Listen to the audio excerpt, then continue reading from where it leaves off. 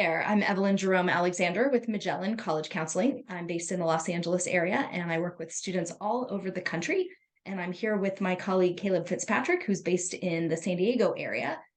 He also works with students all over the country. And Hello. we're here today to give you a couple of what we call hidden gem colleges. We're going to give you some details on some colleges that we've visited. Actually, Caleb's visited a bunch of these very recently. And the reason is part of our job as college counselors is to help students and families know a little bit more about what's out there. There are 2,200 four-year colleges just in the United States. So many options. And sometimes students just kind of get in their head, I really want to apply to XYZ schools. And it's hard to get them beyond the names that they already know. So part of our job is to travel and to visit these colleges. And to really get to know what programs are special and what makes each of these colleges really interesting. So the presentation that I'm going to flip through, we're not going to talk about all of the colleges in this presentation. We're just going to pick a few and highlight them. But you can download the whole presentation below this video. And so you can see all of the colleges that our team thinks are super cool. So I'm going to share my screen. So this is our Hidden Gems presentation. Like I said, I'm Evelyn, this is Caleb. And at the beginning of this presentation, just so you know, if you download it, there's a whole bunch of information about applying to college today. So when we give a, college admissions 101 presentation, this is the kind of information that we talk with families about. There's a lot of information out there that makes you think it's impossible to get into college today. But the reality is it's really not. It's just a function of building a really good college list. So we're not going to linger on this stuff today. And also, if you do download this presentation, this happens to be my favorite slide. It's really important for you to understand that colleges are looking at a big range of stuff, not just your grades and your test scores. So it's really important to know that they're looking really for the whole student. But again, I just kind of want to flip through some of the stuff that we normally talk about. We talk about college fit. And this is really where we get to the important part, because a lot of people think that going to a highly ranked college will just set you up for life and you're good to go. And this is where we come in and we tell you that you really need to build a balanced list, and you really need to build a list of colleges that really fits who you are. So now we get into the hidden gems. So I'm going to talk just for a moment about UMass Lowell. It is a satellite campus of the University of Massachusetts. So it's not the flagship, which is UMass Amherst. Amherst is located about 2.5 hours west of Boston. Lowell is about 35, maybe 40 minutes outside of Boston. It's just north of kind of the Boston suburbs. It's a beautiful, very traditional looking campus. If you were to visit, you would feel like you are at what you would consider a very traditional college. It's got a campus. It's in the middle of a cute little town. So there's interaction between the town and the campus. It was originally founded as an engineering school. So it happens to be one of the very few universities in the United States with both a particle accelerator and oh my goodness, what's it called? A nuclear reactor. Yes, I'm not joking. A nuclear reactor on this campus. And this is really helpful if you happen to be a physics student or an engineer. I think there's only 7 colleges in the whole country that have both a nuclear reactor and a particle accelerator. They also happen to have a really strong business program. The business school is its own building. It's beautiful and gorgeous, and it has a mock trading room in the downstairs area. It's a really great place if you are looking to go far away from home. If you don't happen to be a Massachusetts kid, it's a great place for out-of-state students. It also has a little bit of a lower price tag than the flagship, and they give merit scholarships. So these are all among the reasons why I really, really like UMass Lowell, and I definitely consider it a hidden gem. And again, founded as an engineering school. So they have almost every kind of engineering you could ever possibly want to study. And they're really, really good at it. Okay, so, and you could see just over 10,000 undergraduate students. The other thing that we'll do in the blog post that accompanies this video is we'll give you links to our write-ups and our photo albums of all of these colleges, because someone on our team has visited every college that we're recommending on this list. Okay, I'm going to flip through a couple more that we're not really going to talk about because we're only going to talk about a few today. So next one is Rose-Hulman, such a cute little, really super tech-focused school in Indiana. The next one, University of Delaware, flagship, right? So you think it wouldn't be hidden. Medium-sized, 18,000 students, really cute little college town in Newark, Delaware, not too far from Philadelphia, about an hour outside of Philadelphia. Amazing, strong biological sciences. They have a facility they call the Star Campus that used to be a GE factory. Like they used to build cars there, and when the university actually bought the facility from the manufacturer, and they've rebuilt this entire humongous former auto facility into their health sciences campus. It is gorgeous. So every time I've got a student who's interested in the biological sciences, I say, you should look at Delaware because of the Star Campus. Okay, but I wasn't actually going to talk about Delaware. I was going to talk about the College of Worcester, which is in Worcester, Ohio. It is one of the colleges that changes lives, which I don't have a copy handy, but it's a group of about 40 small liberal arts colleges sprinkled throughout the country that we really, really love. They are very hands-on and very personal, all of the colleges that change lives. Worcester is famous and very well respected for what they call faculty mentored research. And what that means is every single senior does some kind of senior project. It could be like a dissertation paper, like a 50-page research paper. It could be a performance if you're any kind of artist. It could be a board if you're a scientist. It could be doing research and creating a presentation and then explaining it to people. And there's a day every April when they have no classes. They shut all the classes down, and all of the seniors get to present their they call them senior independent projects, their SIPs. So it's something that Worcester is very well known for, which, by the way, graduate schools are looking for students who, number one, have built relationships with faculty in their undergraduate years, and number two, who know how to do research and have experience doing research. So interestingly, College of Worcester grads do very, very well in graduate school and in getting into graduate school. All right, so those are, and also funny little detail here, they have scholarships for bagpiping because their mascot is, or their color is tartan.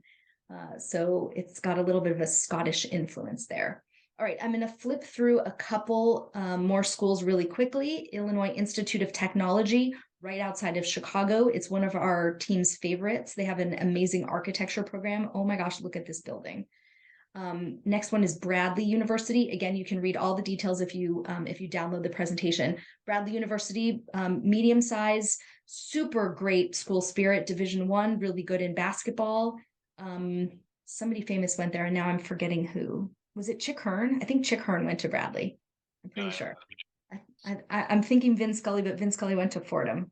No, he went to Fordham. Yeah. So I think Chick Hearn went to Bradley.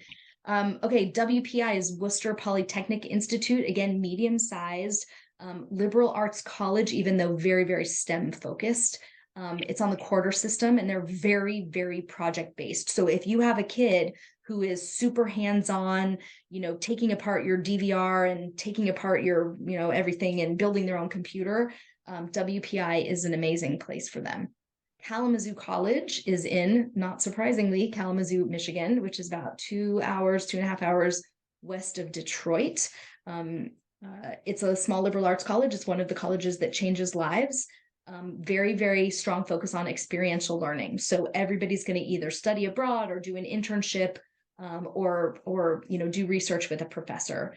I visited the college many, many years ago. I don't recommend visiting in the snow because driving there from Detroit is no bueno. No fun. Okay, so I'm going to let Caleb go for a few minutes. He has just this year visited St. Louis University. So tell us what you thought of SLU. Yeah, just a few weeks ago, actually. It was an amazing, beautiful, like 67-degree day. Sun was out, so probably a little bit of false advertising for the Midwest in early March. But being from Southern California, I took it. So St. Louis University, one of the original Catholic universities in the country, but it's not very religious in terms of, there's all kinds of religious student organizations there. There's no like religion requirement, so don't let the fact that it's Catholic sway you in any reason. Beautiful campus in the heart of the city. It's about a 10-minute drive, like from the Arch and the river. Gothic architecture, as you can kind of see from the photo there. They have an international campus in Madrid, which is amazing. So you can go there for, a semester or even 1 year as part of your SLU experience. Their little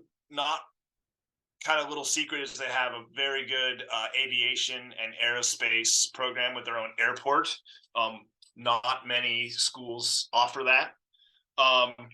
I just found it was a very vibrant campus culture. The students seemed very happy. Everyone I met walking around campus and the tour guide, they just kind of love their experience there. They got a huge grant for research, so they're very well funded for research and internships starting off right away in your freshman year. Solid financial aid. About 90% of students receive some sort of aid. They're pretty generous. There's a couple of art museums on campus. What else? Yeah, I just overall got a great feel for it. And their fun fact, their mascot is a billiken. Don't have a photo, but it's like a mythical kind of creature that brings you good luck. And got to go to a Billiken basketball game. They've been in the tournament several times. They're pretty good at basketball, and it was a great vibe. They have their own arena there right in the middle of the campus, with the band and all the students and all that. It was quite a lot of school spirits, and yeah, definitely a gem. One of the things I remember about SLU, I definitely feel like they're overlooked. You hear St. Louis and you think WashU, right? Yeah. Or at least you think Mizzou. One of the things I remember about SLU is that I'm pretty sure there's hospitals like right across the street from campus. So there are, yeah. Yeah. So if you're a bio I didn't mention that. Very, very strong in health sciences, nursing program, one of the best in the country. Yeah. I don't know if there's a St. Louis University health system, but there's definitely hospitals and stuff like all around there. Yeah. So if you're an undergrad there, you'll be doing research or you'll be in a lab basically your first year. Yeah. Yep. Okay. So that's SLU. And now let's get to the other one that you visited this year, not University of Iowa. The reason I put Iowa on this list is at least students where I am, they think of Indiana, they think of Mizzou, they think of Michigan, but they don't think of Iowa. And they're all kind of, Midwest, strong flagships, amazing school spirit. So I always say, if you have Indiana on your list, if you have Michigan on your list, if you have Minnesota on your list, put Iowa on your list. And you'll get in too. So. And you'll get in, by the way, and they turn applications around in like 48 hours. I mean, if you want to just kind of feel good about your application chances, throw in an application to University of Iowa, because they'll let you know in like 2 days. Okay, DePauw University, we're not going to talk too much about, but I visited a couple of years ago. Such a gorgeous campus. Yes, it is in Indiana. It is a beautiful campus. They have an amazing performing arts program, both on the theater side and the music side. I mean, incredible.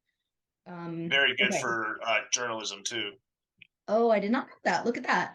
They have that special, I forget what it's called. Well, that fellows program you mentioned there, they have one for writing and journalism too. Oh, interesting. Yep. All right. So DePauw, put it on your list. Again, it's a CTCL school. Yeah, it's a college that changes lives. I'm not sure. I think it is. Well, it's a small liberal arts campus, even if it's not. We just made it one. Okay, here's the last one. We're calling Lynn University a hidden gem. Tell us why, Caleb. I can't say enough positive things about Lynn. I've never been to a school that was so student centric and so passionate about what they offer and the care that they put into educating their students.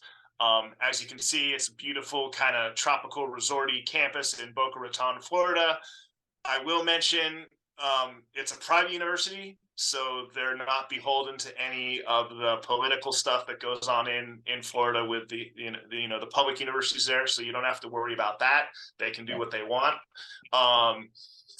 Very competitive D2 sports. They have a lot of international students, about 17% international. So it's a very multicultural international flavor when you're there. They pride themselves on their curriculum program. Every student gets an iPad. All textbooks are free and downloaded right to your iPad. They have a whole specialized learning center that for like students with learning difficulties or any just tutoring, anything you need.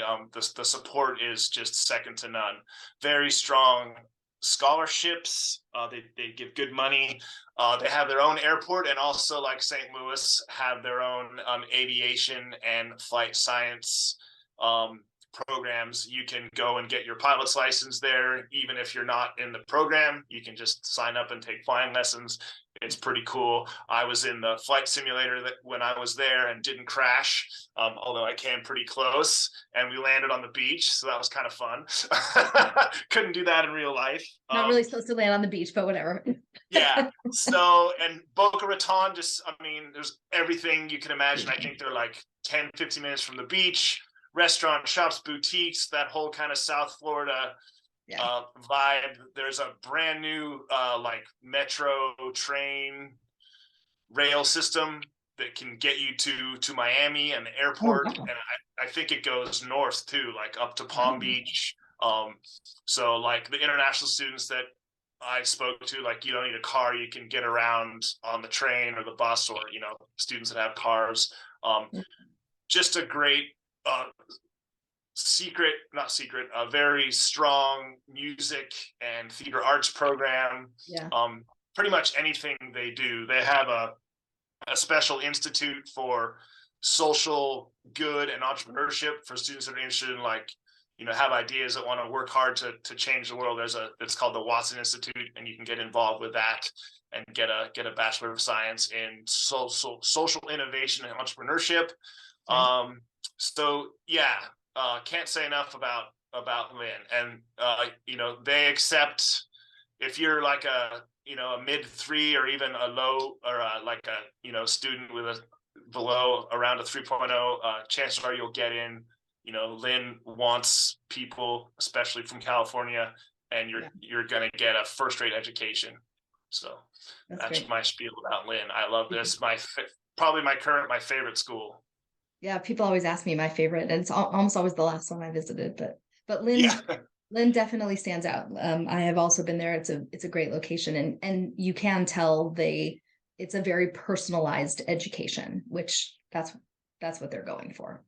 Yeah, and I didn't mention that, but it's all like the one-on-one learning. The professors are all very, like, we went out to dinner with professors. They're all very open and just want to get to know their students. They have some, what's the word? Not like Rhodes Scholar types, but professors that have very well known in their field. That come to Lynn and stay, and then their students that graduate. They go to work for the university. Like all the admissions people and some of the other people we met around campus are all former students that they just love Lynn so much they don't want to leave. So they like the environment. Yeah, that's great. That's great. So just a quick preview. We have so many free resources available for you on our website. We have a blog. We have a newsletter. We've organized all of the topics that we've been writing about for so many years into what we call the College Admissions Clinic. And again, we'll have that link in the post. And it is a free course that you can take as a parent or as a student who is moving towards your college application process. We would love for you to participate in that. All right, let's see. I'm going to stop sharing now. Have to work that out. But so anyway, thank you, Caleb, for joining me. I'm so glad we got to take advantage of your recent visits. Again, it's a big part of our job is to really get out there, talk to the colleges, get a feel for, the kind of students they really work well with. And, again, our job is to help every student find the college environment that is right for them socially, academically, emotionally, and for you as a parent financially. So hopefully this little quick tips on some hidden gem colleges will be helpful for you as you start to build your list. Really, the number one message is go beyond the names you know. That's how your child will have the most success, not only in the application process, but beyond that when they actually get to college. That's what we're hoping to do for you. And again, thanks, Caleb, for joining me.